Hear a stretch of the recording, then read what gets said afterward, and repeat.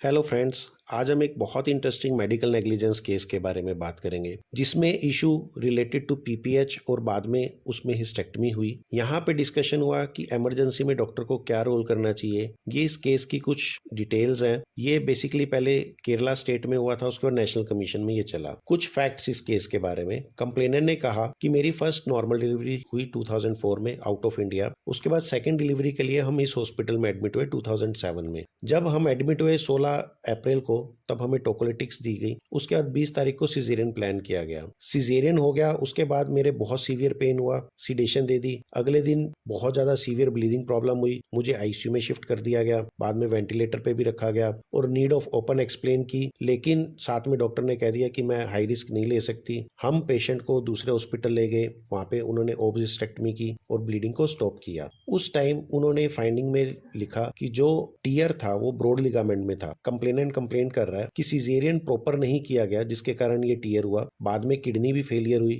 Dialysis की भी जरूरत पड़ी। ये सब कुछ इसलिए हुआ क्योंकि डॉक्टर ने नेग्लिजेंटली ब्रॉड लिगामेंट में इंजरी कर दी। हम 5 बच्चे चाहते थे, लेकिन अब हमारे 2 या 2 से ऊपर हो ही नहीं सकते, तो इसलिए यहाँ पे उन्होंने केस फाइल किया कि डॉक्टर नेग्लिजेंट और हमें वार्ड दो। डिफेंस ने कहा कि डॉक्टर जो है वो ऑलरेडी हाई स्किल्ड है और ऑब्स्टेटिक एंड गायनी में पूरा एक्सपीरियंस है उन्हें। ये ऑलरेडी हाई रिस्क प्रेगनेंसी थी क्योंकि पेशेंट को थायराइड की प्रॉब्लम भी थी, शुगर भी थी और पेशेंट मोटा भी है। इवन हाई रिस्क प्रेगनेंसी क्योंकि पेशेंट के पहले स्पॉन्टेनियस अबॉर्शन हो चुके थे 2 बार, तो हमें सर्कलाज भी करना पड़ा 3 मंथ के टाइम पीरियड पे। जब पेशेंट एडमिट हुआ उस टाइम पेशेंट को प्री एक्लैम्पसिया था, जिसको हमने स्टेबलाइज किया, और बेबी वेट जो था वो मोर देन 4 kg था, इसलिए सिजेरियन प्लान किया गया। इंट्रा ऑपरेटिव और पोस्ट ऑपरेटिव में सब कुछ ओके था जब तक बीपी फॉल नहीं हुआ। जैसे ही बीपी फॉल हुआ हमने डायग्नोज कर लिया था और हमने री एक्सप्लोरेशन की एडवाइस दी। पेशेंट या इनकी पार्टी ने कंसेंट नहीं दिया और ये दूसरे हॉस्पिटल में शिफ्ट हुए, तो इसमें हम कुछ भी नहीं कर सकते थे। ब्लीडिंग और जो पीपीएच है और हिस्टेक्टमी है जो, ये ऑलरेडी नॉन कॉम्प्लिकेशन है सिजेरियन के, तो हमने कहीं भी गलत नहीं किया। डिस्ट्रिक्ट कमीशन ने माना कि कहीं भी प्री ऑपरेटिव मैनेजमेंट में कोई डॉक्टर्स ने डेफिशिएंसी नहीं की। उन्होंने जो 2.5 घंटे जब तक वो दूसरे हॉस्पिटल शिफ्ट नहीं करते, उन्होंने कंसेंट नहीं दिया, फिर भी डॉक्टर्स ने सब कुछ प्रॉपरली मैनेज किया। लेकिन इनको कोई भी एक्सप्लेनेशन ऐसी नहीं मिली जो जस्टिफाई कर पाए कि ब्रॉड लिगामेंट की इंजरी हुई। तो डिस्ट्रिक्ट कोर्ट ने माना कि जो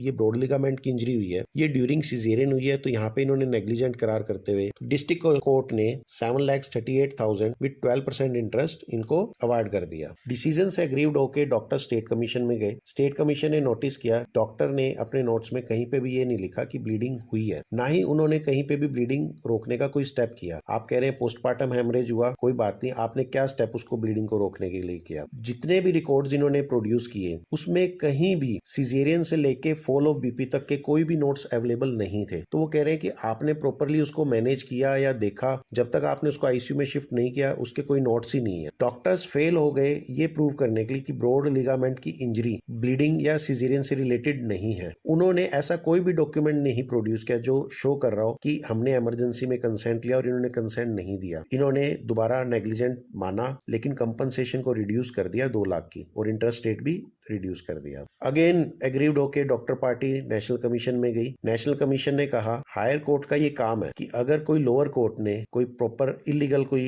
डिसीजन दिया है या कोई इरेगुलरिटी उनके डिसीजन में हुई है या जुडिशियल एरर हुई है, तब हायर कोर्ट को इंटरवीन करना होता है। लेकिन लोअर कोर्ट ने प्रॉपर इसको डील किया है, तो इन्होंने अपील को रिजेक्ट कर दिया। टेक होम की बात करें, जब भी इमरजेंसी है, अगर सामने वाली पार्टी आपको रिफ्यूज कर रही है तो उसका आपके पास कोई ना कोई साइन होना चाहिए। कई बार पेशेंट या अटेंडेंट उसके मना कर देते कि हम साइन नहीं करते, तो ऐसे में आप वीडियो रिकॉर्डिंग कर सकते हैं, नहीं तो आप अपनी हैंड राइटिंग में लिख दो कि पेशेंट अटेंडेंट मना कर रहे हैं, उन्होंने साइन करने से भी रिफ्यूजल कर दिया है। तो वहां पे एक वर्बल एविडेंस आपका या एक रिटन एविडेंस कोर्ट में हो जाता है। No document means no defence. जैसे यहाँ पे इन्होंने सिजेरियन होने के बाद से लेके जब तक आईसीयू में शिफ्ट नहीं किया नोट्स नहीं थे, तो जब आप कोई डॉक्यूमेंट प्रोड्यूस नहीं कर रहे, that means you are not giving any defence. इससे बेटर तो आप अपना डिफेंस लड़ो, वो ज्यादा बेटर है। लास्टली, जब भी कंज्यूमर कोर्ट में केस होता है, ये डॉक्टर की ड्यूटी है कि वो यह प्रूव करे कि वो मेडिकल एक्सेप्टेंस या मेडिकल जो नॉर्म्स है उसके हिसाब से उसने एक्ट किया है और उसने कहीं पे भी कोई डेफिशिएंसी नहीं की। जो उसने ट्रीटमेंट दिया था वो एज पर स्टैंडर्ड था और उसने कहीं भी कोई ओमिशन नहीं किया। थैंक यू फ्रेंड्स, आप हमें हमारे मेल पे